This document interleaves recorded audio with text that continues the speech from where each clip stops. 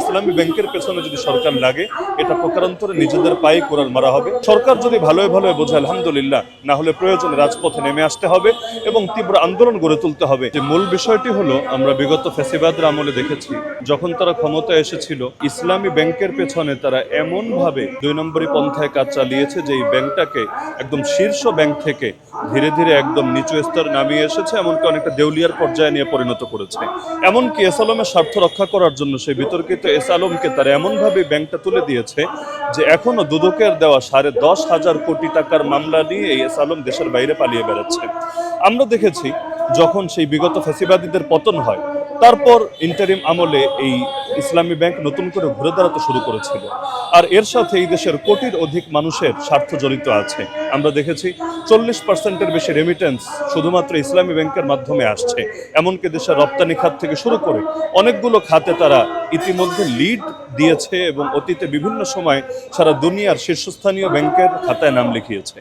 কিন্তু ইন্টারিম আমলে ঘুরে দাঁড়াতে না দাঁড়াতে এই সরকার ক্ষমতায় আসার পরে আমরা দেখেছি প্রতিটা সেক্টরে নিজেদের দলীয় দখলদারি প্রতিষ্ঠা করার চেষ্টা চালিয়েছে। বাংলাদেশ ব্যাংকে পর্যন্ত তারা এমন বিতর্কিত গভর্নর নিয়ে বসিয়েছে যিনি একজন ব্যবসায়ী এবং তাদের নির্বাচন ও পরিচালনা কমিটির একজন সদস্য।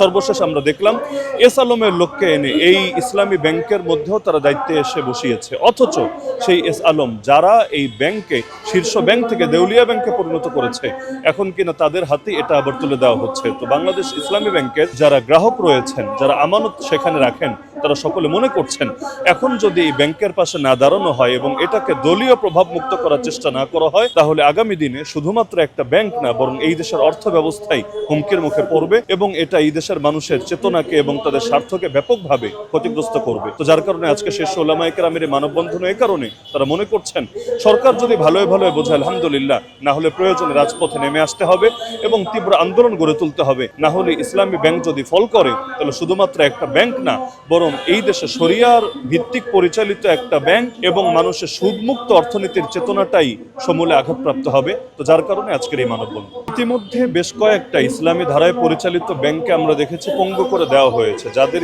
অনেকগুলো ব্যাংক ইতিমধ্যে পরিচালিত নিজেরা না হতে পারে, কয়েকটা ব্যাংক মিলে মার্জ হয়ে গিয়েছে। সর্বশেষ ইসলামী ব্যাংক এখনো পর্যন্ত এত আঘাতের পরও কিছুটা কোমর সোজা করে দাঁড়িয়ে আছে।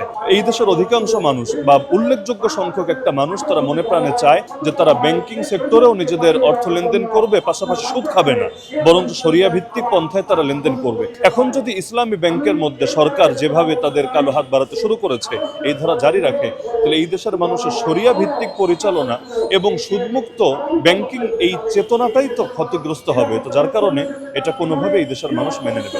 সরকার এখানে যেই দিকটা খোঁজার চেষ্টা করছে, বিগত সরকারও ভেবেছে, বর্তমান বিএনপিও ভাবছে যে ইসলামী ব্যাংক টিকে থাকলে মনে হয় শুধুমাত্র জামাত ইসলামীর ফায়দা বা এটা জামাত ইসলামী পরিচালিত ব্যাংক। অথচ জামাতের কেন্দ্রীয় নেতৃবৃন্দ বারবার স্পষ্ট করেছেন এটা জামাতের কোনো পরিচালিত ব্যাংক নয় এবং এখানে যারা শেয়ার হোল্ডার রয়েছেন, যারা এটা লিড দিচ্ছেন, তাদের মধ্যে একজন জামাতের শীর্ষস্থানীয় কোনো ব্যক্তি নন। তো যার কারণে ইসলামী ব্যাংকে শুধু জামাতের লোকরাই টাকা রাখে অথবা তারাই সেখানে লেনদেন করে, বিষয়টা এমন না, বরঞ্চ যারাই শরিয়া চায়, যারাই এই দেশে সুদমুক্ত অর্থনীতি চায়, সকলেই এর সঙ্গে সম্পর্ক রাখে। সুতরাং জামাতকে দমানোর কথা কল্পনা করে ইসলামী ব্যাংকের পেছনে যদি সরকার লাগে, এটা প্রকারান্তরে নিজেদের পায়ে কোরআন মারা হবে।